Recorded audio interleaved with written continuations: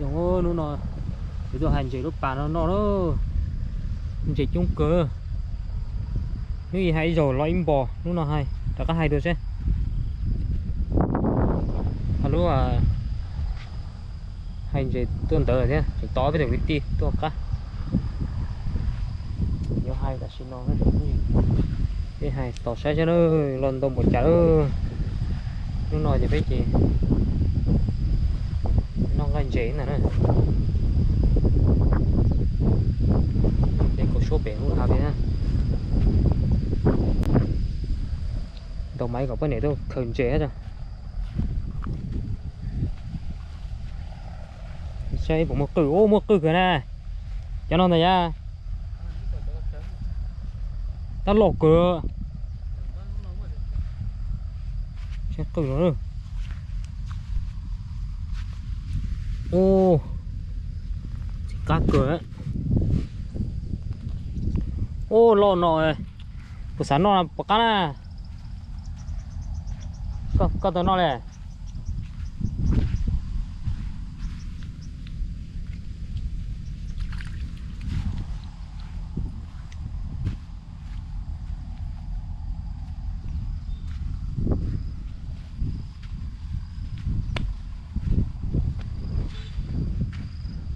thật đấy chú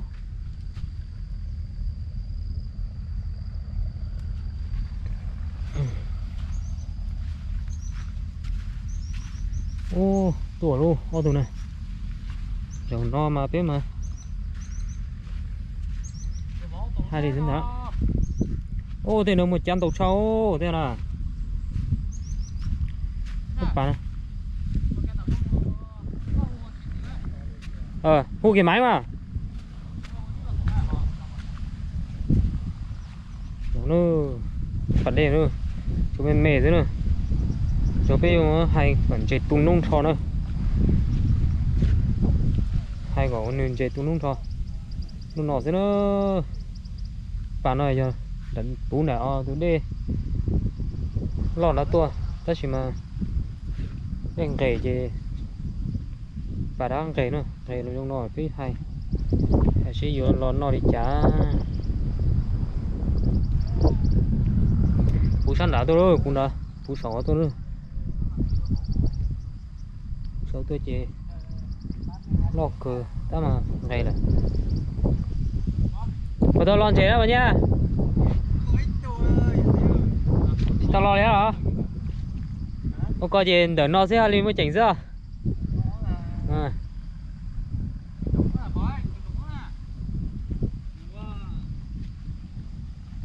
nó tôi sẽ gì nó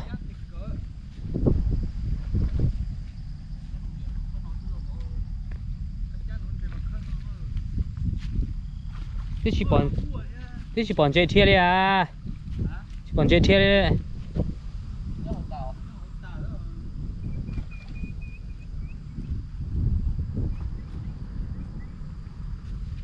có tuần gió đó thằng kia nè ngố lên nè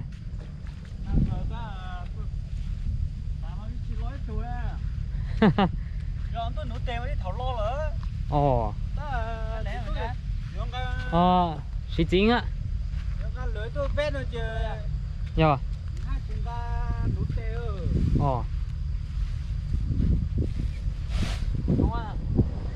câu này à tôi chỉ nữa tôi chỉ đến ba bây giờ hay là chỉ nó nữa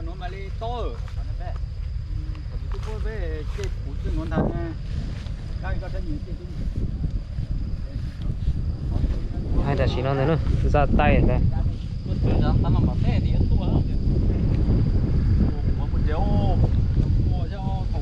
bây giờ có tôi cái chi đầu máy bên anh đó này ồ chỉ có gọi ra bây giờ bạn đợi đó thay ra rồi hết chút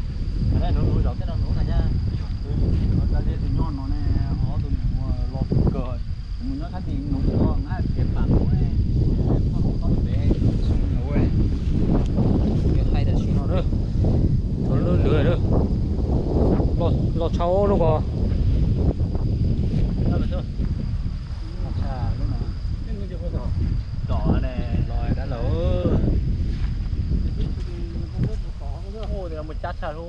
chắc có sao mà cháu của tôi vừa nó đó à được chiến lý kia đấy mà chúng mua tọt đi bố tài chúng mua dắt dắt tọt tài này các bạn chơi như thế hay khơi kín nó rồi này chứ chỉ báo đây này món này ơ nó xì mua sữa thế nó dễ có gì có à khẩn chê à xì mua chỉ hạt non non nó xì sữa hơn nó chạy đâu chạy nè quay này ô bỏ trong chai ô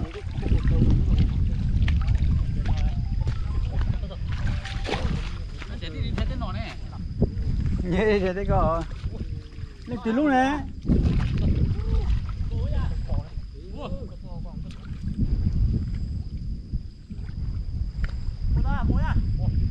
có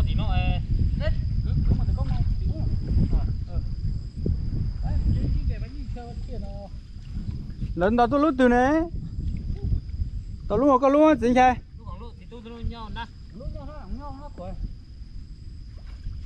bỏ con luna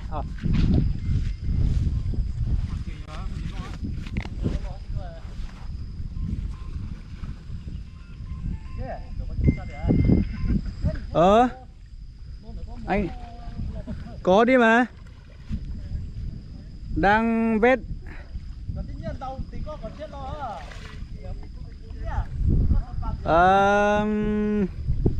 hỏi chú Tú đấy, chú Tú ơi. Em Quân bảo có cần mua cái gì không? Tôi bảo cứ vào đây đúng không? Tí cần mua gì thì đi mua. Cứ vào đây thôi. Em cứ mua bao thuốc cho em là được. Để chú Tú gửi điện vị cho chưa nhỉ? Gửi ra. Vâng, thế ra luôn nhá, đang chuẩn bị ấy đấy. Nhiều cá quá. Đấy đấy, nhanh nhá. Rồi, ok.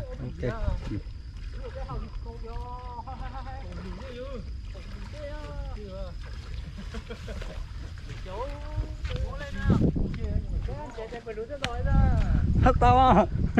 Tôi thay này cho.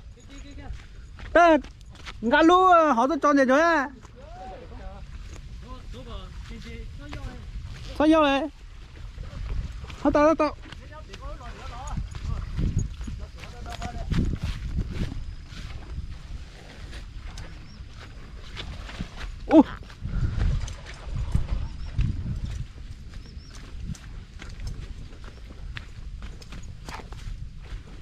Thêm một thiên loại thêm hộ. Nhưng một chén rồi bộ loại gì tí cá chuối con thật đấy kiến cho nó họ có đấy kiến đi đấy kia cho nó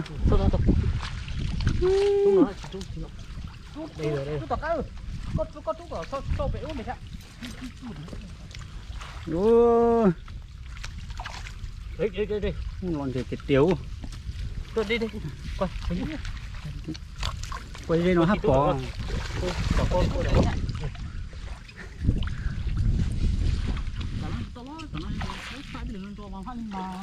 Đó hai lì. Rút tao tay mày cha. Rút tao tay rồi. Ồ. Thôi. Đi coi lại đi. Mày luôn. Mày đâu cái hả? Nhưng mà hiệp bao tuổi rồi gì nhỉ? Tuổi này sao có ít tiền mà thấy mày chẳng có tiền. Nè. Mày à? Lỗ. Mày nữa. Nó có thằng kia gió tôi vết ra thâu nổ rồi. Giờ trời ơi. Để tôi vết nó là tôi nổ gió đây rồi. Cho nó chưa? Ôi không tôi nó. Cái gì cái mất cho lúc này gì? Thì nó cá rồi mày hết. Cái bỏ toàn đâu nữa ha? Bỏ toàn đúng không? Khơi cái chỗ cá tầm cá quá rồi. Cá chim. Ôi ơi. Cá rổ mề có thôi à? Cái tao lo nè. Buồn tao có nhiều nó thôi. Có hà lon thế nào?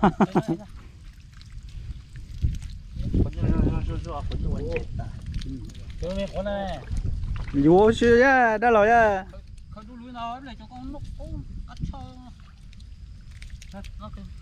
cho nó thông đi cho cái chia ô bà cái đen cái tàu cái hàng nó rồi có hello ta chỉ một thông này chỉ ngắt thông thôi này thì lâu rồi thì đâu lâu có tôi nói là bao nhiêu cái tiếng lúc tao này ấy tới tiếng gái con nè mấy lúc tao cũng mệt rồi sao để tôi được có còn luôn ta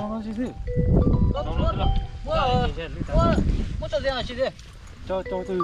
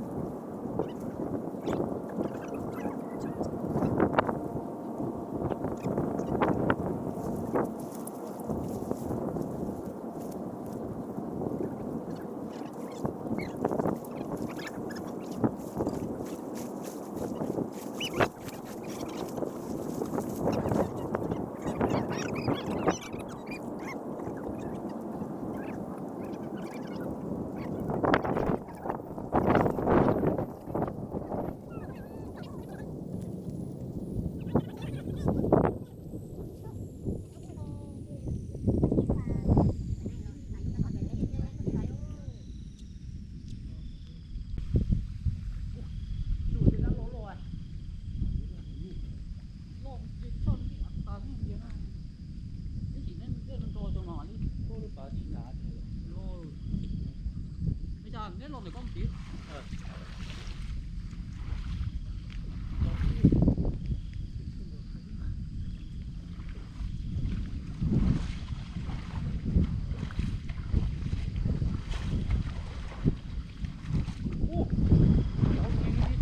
mà na vô đó mà na hả dạ mà lúc nào nè cái loại của bạn na nhất là có ở trong mặt luôn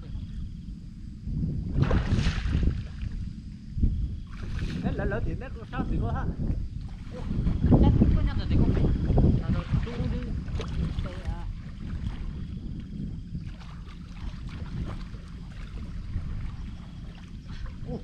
cái cá lột thật là hố thôi thì thở hố rồi mà ai lý nè cái gì ra có bé sao bây giờ có về luôn ha bây giờ có tôi này con về họ nó lại cứ đã đá này anh nhau được không từng đá kia chứ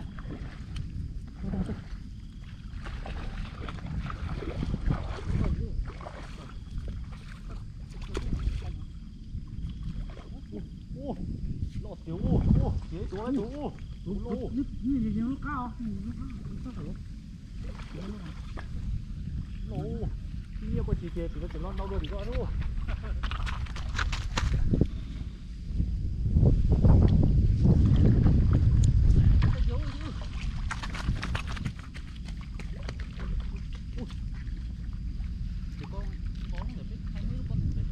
để con ui nó đâu rồi chú có chú gì ở tổ tí ý dạ nhưng được con nít ba hậu đâu xua chúng ăn một sóng đâu nè cái kia thì nó trốn đâu sâu đâu thì đâu nhiêu cái thì có tuyệt đâu bây giờ khu chưa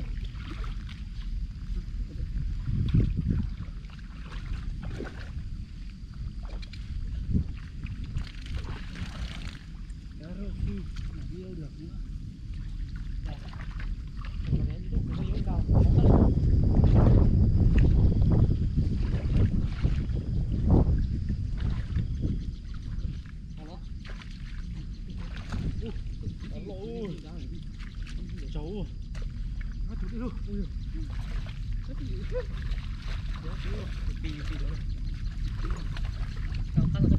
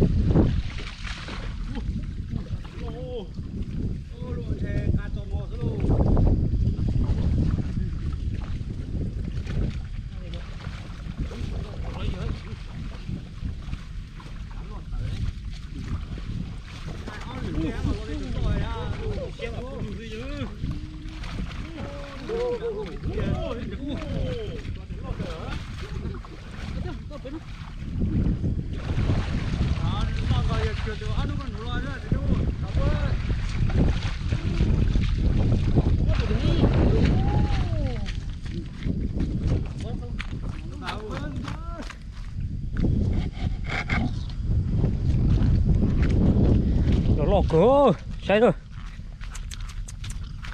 Ô lọc con đầu ha. ó tù kìa. Ui dồi Cao như hổ. to thật. Hành chê gì cho lon một nó thế rồi. Nó nói gì thế? Nhiều lọc cửa đấy ha. Nó phên nô thế rồi. Chán trên kia điếu của tao.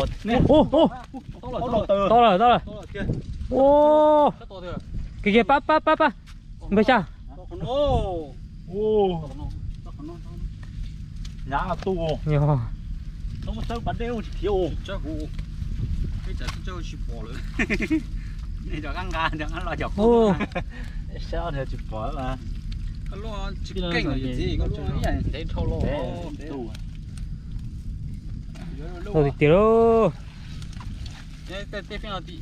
Về dòng bé cái gì mà đâu này? Gì à? Đi sao cái lò rồi. Đâu của nó đâu.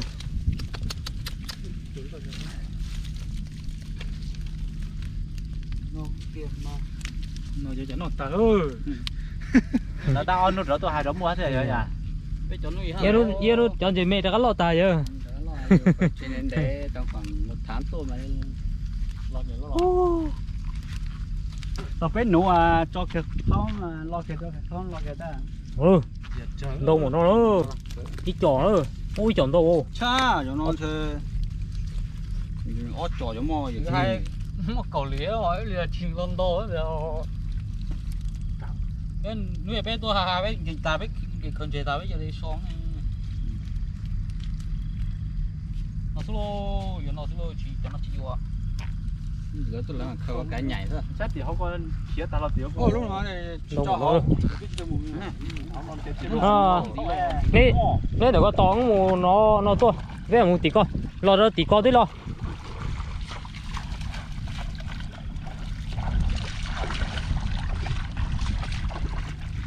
rồi mẹ xí lo. Ô đâu thì tiền đâu. Cái khởi dẫn lo rồi mẹ đi khởi nào rồi. Mẹ đi thì nếu biết chế nó thì sáng nó là dầu biết phải cho tôi. Bây giờ dẫn lo nữa. Cái là bỏ những cái tàu này. Ô. Cho nó còn nhiều kinh lúc máy nào. Mua ông cho nên nó. Ôi chỉ phải tụi nó thôi. Yo. Sao mà nhả? Nè, con này, nè.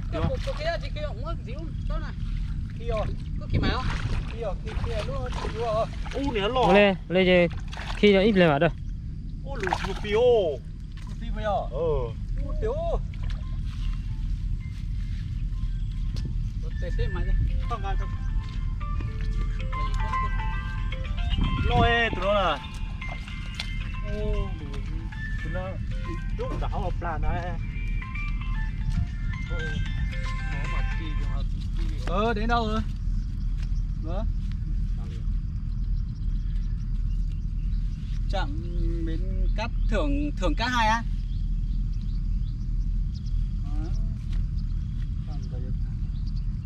Có đến gửi vị trí nè.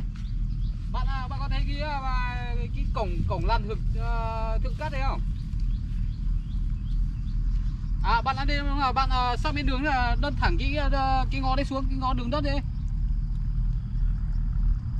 Có đơn thẳng cái chỗ mà cổng lăn thượng cát đấy, nó sang đường bên phải ấy, là bạn đơn thẳng xuống ấy. Vâng đấy. Đúng là xuống kịch dưới này, đúng là tôi ra đón.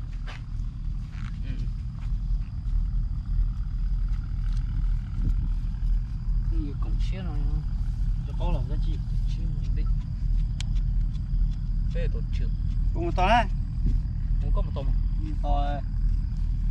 to gì lấy tôi thật cái to cái to lắm mà có một số lọt rồi phải hai thông thì nên đó là khen chết nếu mà má hai thứ cho này ăn là ống rồi thôi chúa cho con nhớ nhiều con thông cho nào ơi gì kỳ ấy gì khi chỉ bị á nó sẽ được đó thay đổi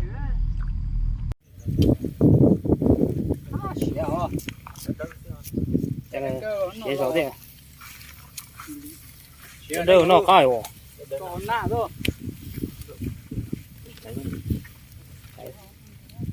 cho nó đẩy nó đến tránh nhỏ tôi sẽ làm cũng như này chạy phân tay thâu thì chỉ có để bắt có để tránh nữa nóng ấy của cô nè mới chọn chạy có được tác rồi có nên tay mà hả nó đi xỉa mà em bàn ra luôn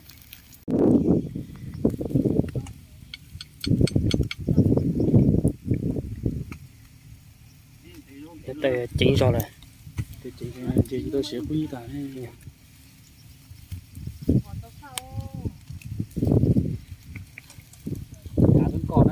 ô nó tụi bé mà là chỉ lo này tụi con thì tôi tụi em là chế cho số đến thế thôi tụi con cho như mà bót tà dâu tụi con à thì nó cua thì rõ là cái nó cua có mấy chạy dâu ấy có mấy chạy dâu nhưng mà cho nó xé bên nó cho nó mà đi muốn tụi con cho nó biết cái nó cái hết to thế à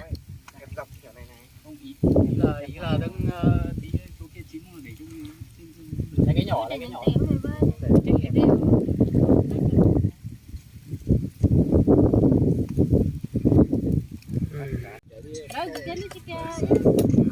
nên nó nè ra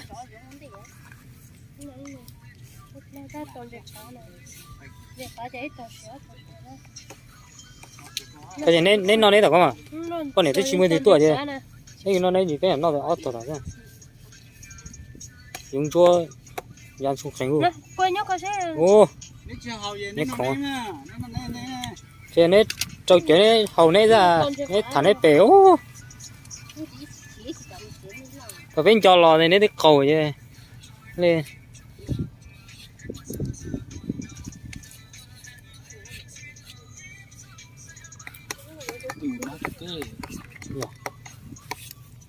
để cho nó chỉ có cái gì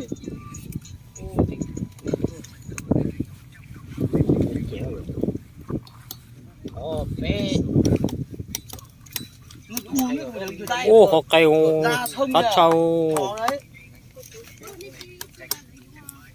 trời có bên gì nhá trời có tôi chỉ chỉnh không mẹ sao con à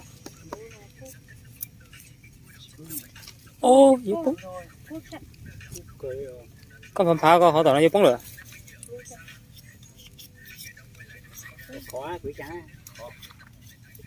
tụi nào nó liền này tụi nào hiện đại này có thùng có tí xía nhiều ba g đây của em 3G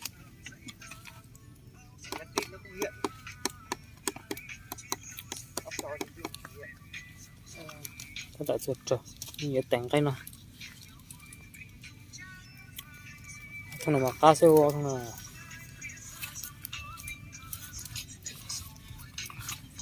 ô bọt anh gì nó đã bọn có thay được